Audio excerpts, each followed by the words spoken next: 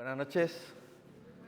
Vamos a tomar un tiempo de reflexión y después de esto vamos a hacer a lo que vinimos a orar.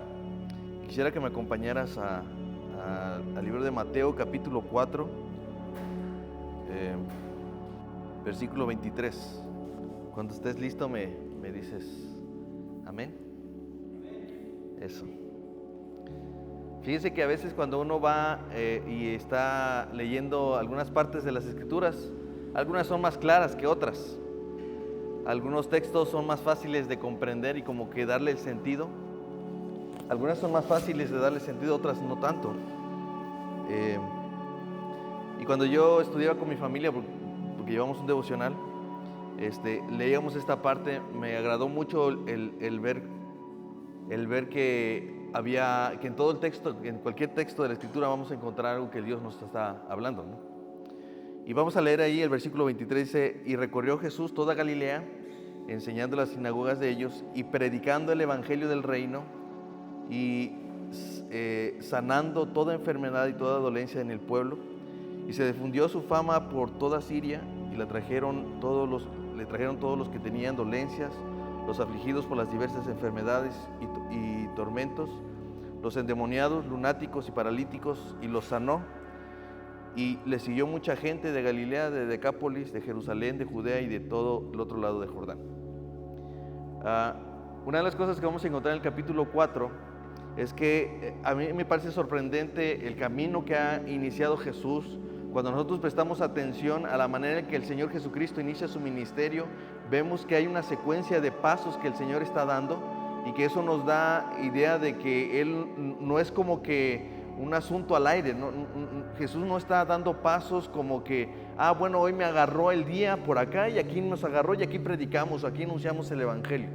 No, si nosotros vamos un poquito más atrás, dice en el versículo 12 que cuando Jesús oyó que Juan estaba preso, volvió a Galilea y dejando Nazaret vino y habitó en Capernaum, ciudad marítima en la región de Zabulón y Neftalí, para que se cumpliera lo dicho por el profeta Isaías cuando dijo: tierra de Zabulón y tierra de Neftalí, camino del mar al otro lado del Jordán, Galilea de los gentiles. El pueblo asentado en tinieblas vio gran luz, y los asentados en región de sombra y de muerte, luz le resplandeció. ¿Sí? Si nosotros vamos un poco más atrás, nos vamos a dar cuenta que Jesús comienza su ministerio presentándose a Juan el Bautista. Juan lo bautiza, le dice: ¿por qué vienes tú cuando tú deberías de bautizarme a mí? Y entonces él deja porque es necesario cumplir toda justicia. Y después de esto él va al desierto y es llevado por el Espíritu Santo para ser tentado allí por el diablo, ¿sí? Sale de ahí, los ángeles le sirven y entonces, ¿sí?, él regresa de nueva cuenta de Nazaret, deja Nazaret y regresa a Galilea. Es decir, quiero que noten dónde Jesús ha decidido iniciar públicamente la predicación de su evangelio. Probablemente en otros de los evangelios nos vamos a encontrar que Jesús está iniciando esta predicación probablemente en Nazaret, ¿sí? Y dice que los propios de su tierra no le recibieron, ¿sí? Pero hay algo muy importante. Dice la Escritura que cuando Jesús oyó que Juan estaba preso, es cuando él sabe que debe de iniciar esta predicación en una región muy importante que es en Galilea. Entonces lo que vemos es que Jesús dice: esta es la señal. Ustedes recuerdan cuando Juan el Bautista dice: yo necesito menguar para que cuando él venga. Entonces cuando Juan el Bautista está preso, es evidente que ese es el momento. Por eso dice: cuando Jesús oyó que eso es importante porque este no es información de más, ¿sí? Cuando él sabe que Juan está preso, dice: este es el momento, el Señor me dijo. Y vuelvo a repetir, Jesús no está tomando a la ligera cada decisión, todo es conforme a la Escritura, porque dice la Escritura allí, el versículo 14, que esto fue para que se cumpliera lo dicho por el profeta. ¿Se dan cuenta? Entonces debemos darnos cuenta que Jesús, cada paso que está dando es algo importante. Ahora, otra cosa que debemos entender es por qué Jesús decide iniciar predicar en un lugar donde no es el centro religioso, donde no se hacen las operaciones religiosas de todo judío. ¿Por qué razón Jesús no quiere o no inicia su predicación en Nazaret, ¿en dónde? Jerusalén. Muy bien. ¿Por qué no? O sea, él está en el norte y donde está el templo está al sur. Y noten que él decide iniciar esta predicación en un lugar conocido como Galilea de los ¿qué?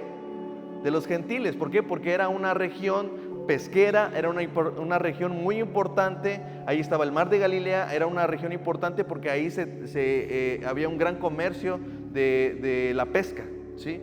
Entonces todas las rutas podían conectar con Galilea, con esa zona, porque venían los gentiles de toda esa zona. Además era en el caso del sur era un lugar donde se había hecho una mezcla entre judíos y algunas otras de las naciones que intentaron sacar, pero no pudieron.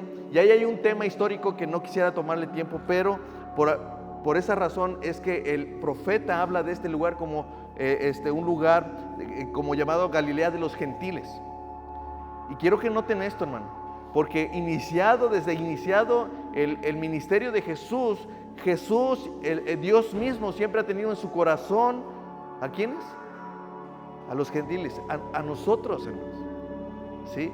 Quiero que noten que el amor de Dios, el amor de Cristo, no dejó al último momento a nosotros. Siempre estuvo en su corazón, siempre estuvo su deseo, el anhelo de rescatar a un pueblo que dice la Escritura que estaba en tinieblas. ¿Se dan cuenta? Un pueblo asentado en tinieblas, un pueblo asentado en una región de sombra. Y dice que cuando esto viene, esto se cumplió de acuerdo a lo que el profeta Isaías había dicho, ¿sí? Y dice la Escritura que cuando él llega ahí, cuando Jesús pasa por allí, dice que esa luz les resplandeció. O sea, ellos vieron esa luz para empezar. Y no solamente eso, que esa luz les resplandeció. Y esas son dos cosas muy diferentes. En una forma poética, en una forma profética, el profeta está diciendo que cuando Jesús estuviera presente, todo mundo iba a poder ver la luz de este mundo. Aunque no pudieran mirarlo como Él es, como dice la Escritura, a cara descubierta. No le podían ver tal cual es. Pero la luz del mundo estuvo en este mundo. Pero no solamente esto, dice que la luz de Dios, la luz de Jesús, ¿sí?, les resplandeció. Y esto es lo que todos debemos desear, esto es lo que todos debemos anhelar, que la luz de Cristo, la luz del Evangelio resplandezca sobre nuestros rostros. Porque ¿saben qué es lo que hace el diablo? El diablo dice que se ha opuesto. El diablo lo que quiere es que la luz del Evangelio no resplandezca sobre nuestros rostros, ¿no? El rostro del incrédulo. Eso es algo impresionante, ¿no? Porque cuando uno está hablando del incrédulo, esta persona por ende no tiene esa posición de creer. Pero entonces, ¿por qué el diablo quiere cegar la luz del Evangelio para que no ilumine el rostro de los incrédulos? Porque ¿saben qué? El Evangelio tiene poder. Porque el Evangelio tiene poder. Entonces el diablo hace todo para que nos distraigamos, para que miremos lo que no es importante, para que nuestra atención esté en las cosas que no son importantes. Pero cuando uno mira el Evangelio, cuando uno tiene la oportunidad de mirar directamente a Cristo a través del Evangelio, dice que el Evangelio es poder de Dios. Y entonces la luz resplandece, la luz del Evangelio resplandece sobre nuestro rostro. Entonces vemos que cuando Jesús inicia esta predicación tiene un poder, de tal manera que inmediatamente lo que vemos es que cuando llama a los primeros 4 discípulos, dice que ellos le siguieron. ¿Cómo? ¿Sí saben cómo? Instantáneamente. Si ustedes se dan cuenta, Jesús dice: ven y sígueme y yo te haré pescador de hombres. O sea, no vemos ahí teniendo una conversación, a ver, pero explícame qué vamos a hacer. No, les dice: ven y sígueme instantáneamente. ¿Por qué lo hicieron instantáneamente? Porque la luz del Evangelio les resplandeció. Solo bastaba que el Señor dijera: ven y sígueme, y eso iba a tener efecto, porque la luz del Evangelio les resplandeció. Cuando Jesús comenzando a predicar, porque dice el versículo 17: desde entonces comenzó Jesús a predicar y a decir: arrepiéntanse, porque el reino de los cielos se ha acercado. Un mensaje tan similar al de Juan. ¿Y saben por qué? Porque no hay otro evangelio. Tenía que ser el mismo mensaje, porque no hay otro mensaje. Es el mismo mensaje de Dios para los hombres. No hay 2 evangelios.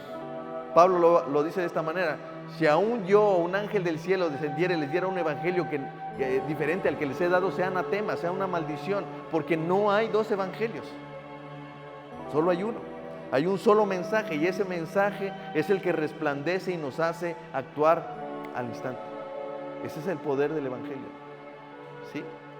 Pero a mí me sorprende, hermanos, que al final, en el versículo 23 dice que Jesús está en esa zona todavía, está en Galilea y Él está, dice ahí la escritura, Él está enseñando en la sinagoga de ellos, es decir, de esa región. Dice, y estaba predicando el evangelio del reino. ¿Cuál es ese evangelio de ese reino? ¿Cuál es ese evangelio? Arrepiéntanse, porque el reino de los cielos se ha acercado. Y dice, y sanando toda enfermedad y toda dolencia en el pueblo. Y se difundió su fama por toda Siria. Y entonces, cuando vieron que Jesús tenía el poder de sanar, lo trajeron. ¿Por qué se hizo famoso? ¿Por qué se hizo famoso? Son milagros, hermano. ¿Sí? Pero no solamente eso, no olvidemos que la luz del evangelio resplandeció en una ciudad asentada en tinieblas. ¿Sí? Eso es lo que pasa cuando el poder del evangelio es traído a un lugar, hermanos. Nosotros estamos aquí, es como si fuera un punto en medio de la oscuridad y un foco, una lámpara se encendiera. En medio de la oscuridad, ¿saben? Que aunque una persona no quiera buscar la luz, por sentido común, por naturaleza, ¿sigue esa luz? O sea, ustedes pudiéramos estar en medio de un desierto y no hay absolutamente nada de luz. Pudiéramos estar en un lugar donde no hay absolutamente nada de luz. O en una cueva, no tenemos ¿sí? Pero cuando vemos una luz, dice, ahí es. No sabemos si qué hay allá, pero allá hay una luz y hacia allá voy. Es lo más seguro ir hacia la luz. Cuando el evangelio es predicado, cuando la iglesia se levanta y viene y ora y predica el evangelio, la luz del evangelio resplandece, hermano. Y ese es el llamado para nosotros. Que como iglesia podamos responder al instante. ¿Saben por qué, hermanos? Porque el evangelio, el poder del evangelio resplandeció sobre nosotros, ¿sí o no? Por eso estamos aquí. No estamos aquí porque alguien nos trajo a fuerza. No estamos aquí y no venimos los miércoles casualmente en un día de lluvia. No nos trajeron, digamos, aquí porque algo nos iban a regalar. No, hermano, estamos aquí porque la luz del evangelio ha resplandecido. Y solo basta que el Señor diga, ven y sígueme. ¿Y qué hace aquella persona cuyo evangelio ha sido iluminado, ha iluminado su propia vida? Le sigue. Pero entonces vemos ahí esta parte, hermanos. Miren, una de las cosas que vamos a aprender, por la razón por la que estamos aquí, es que finalmente vemos una nación, un lugar asentado en tinieblas, en sombra de muerte, ¿sí? Y es evidente que es el evangelio lo que ellos necesitan. Pero cuando vamos al versículo 23, notamos que Jesús sabe, conoce y entiende cuáles son nuestras necesidades, ¿sí? Porque dice ahí que Él, al menos podemos sacar tres cosas que Él estaba haciendo. Estaba enseñando, estaba predicando y estaba sanando, ¿sí? Porque a veces nosotros queremos tomar el evangelio como solamente una palabra, solamente un mensaje. Y nosotros vemos al final del capítulo 4 que Jesús no solamente estaba dando un mensaje, ¿sí? No solo Él estaba predicando, ¿estaba qué? Sanando. Porque Él sabe de lo que tenemos necesidad, Él sabe cuál es nuestra condición. Nosotros necesitamos también entender eso, hermano. Nosotros no necesitamos una casa nueva, nosotros no necesitamos un coche de último modelo, nosotros no necesitamos ni siquiera una carrera profesional, ¿sí? En esta vida, ¿sí? No la necesitamos, no necesitamos dinero, necesitamos la predicación, necesitamos la enseñanza de Cristo y necesitamos ser sanados por Cristo. Necesitamos eso, hermano. O sea, cuando vemos aquí, Jesús está haciendo esto porque entiende y sabe cuáles son nuestras necesidades. Y no solamente eso, las quiere cubrir. Él quiere cubrirlas. Por eso es que lo primero que hace es predicar, enseñar y sanar. Porque este pueblo estaba siendo dominado por enfermedades, estaba siendo atormentada por enfermedades, endemoniados, lunáticos, estaban afligidos por diversas situaciones. Y no es diferente hoy en día, hermanos, no es nada diferente. Mucha gente está siendo atormentada incluso por nuevas enfermedades que antes no se habían visto, ¿no?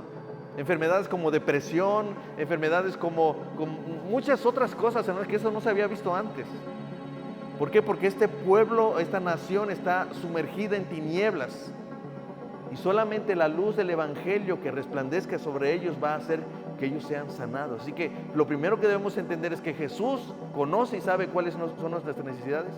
Y no solamente eso, quiere cubrirlas.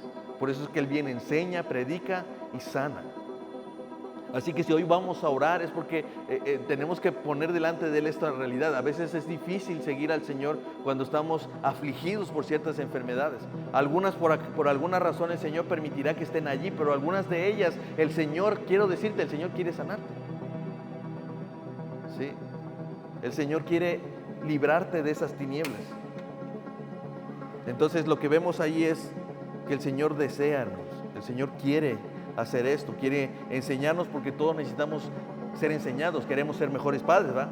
Queremos ser mejores esposos, quiere haber una mejor relación familiar, queremos saber cómo adorarle mejor al Señor, queremos saber cómo servirle mejor al Señor, entonces necesitamos la enseñanza de Jesús, ¿sí o no?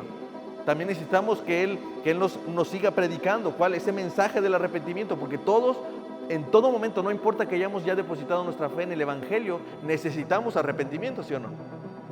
Entonces, una y otra vez el Evangelio necesita ser predicado en nuestros corazones, al corazón de nuestras familias, porque todos los días estamos frente al pecado y todos los días necesitamos arrepentimiento. Pero también necesitamos ser sanados. Jesús entiende que no solamente es una palabra, también es una necesidad física. El Evangelio, hermanos, también es eso. El Evangelio también trae sanidad a nuestro cuerpo. Si no, Jesús no hubiera tenido necesidad de hacer todo esto, ¿sí? Pero Él decía, este pueblo asentado en tinieblas, ¿sí? Este pueblo que está en sombra de muerte, necesita la predicación de Jesús, necesita la enseñanza de Jesús y ser sanados por Jesús. Cuando Él va a la cruz, dice el profeta Isaías, que Él cargó, ¿qué? Nuestras dolencias.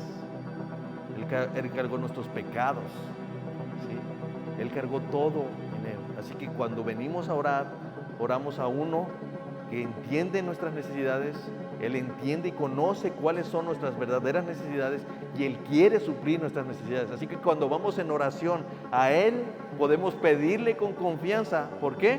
Porque Él conoce nuestras necesidades, ¿sí? Él sabe de lo que estamos sufriendo y lo que estamos padeciendo. Entonces podemos orar confiadamente al Señor, pedir lo que necesitamos, sabiendo, también entendiendo qué cosas son lo que nosotros necesitamos. Amén. Entonces al final dice el texto, y le siguió mucha gente. Mucha gente, de Galilea, de Decápolis, Jerusalén, de Judea y del otro lado del Jordán. Es probable que toda esta gente que menciona en el versículo al final sea la misma que preparó la predicación de Juan. ¿Sí recuerdan? Probablemente toda esta gente que venía a ser bautizado por Juan el Bautista es la misma gente que empezó a seguirle cuando entendió que Jesús tenía. Es como, esa es la efectividad del ministerio de Juan el Bautista. Que habiendo predicado, no importa si él brilló, no importa si él creció, no importa si ya menguó, mientras que la gente termine siguiendo a Cristo. Ese es el llamado, hermanos. Ese es el llamado. No solamente lo seguimos por necesidad, lo seguimos, hermanos, porque Él desea suplir nuestras necesidades, las más importantes, las más necesarias. Y si estamos aquí, hermanos, y oramos, es porque cada uno de nosotros estamos conscientes de cuáles son nuestras necesidades, ¿sí? Incluso a veces podemos hacer a un lado nuestras necesidades personales para poner en medio juntos las necesidades de una iglesia, las necesidades de un pueblo, las necesidades de una gente que está en tinieblas. Y por eso es que salimos a predicar y por eso es que hay la intención de ir cada mes a predicar el Evangelio. ¿Sí? ¿Saben, hermanos? Cuando se hace el llamado de decir, vamos a evangelizar el domingo, ¿cuál es la respuesta de aquellos que han sido, de aquellos a los cuales el Evangelio, la luz del Evangelio ha resplandecido sobre sus rostros? Al instante le siguen. ¿Sí? Al instante le siguen. Entonces, vamos a tomar esto en nuestros corazones, hermanos, y vamos a orar confiando porque el Señor quiere, Él conoce nuestras necesidades. Incluso dice la Escritura, ¿sí o no? que incluso que antes de que nosotros vayamos y le pidamos algo, Él ya sabe de lo que tenemos necesidad. ¿Sí? Así que hoy vamos a orar con esto en mente y esto en el corazón, recuerda esto, el Señor conoce mis necesidades. Es más, repítelo conmigo. Di, el Señor conoce mis necesidades. Y di, Él quiere suplir mis necesidades. Entonces vamos a orar juntos, ¿sale? ¿Alguien tiene alguna petición de oración?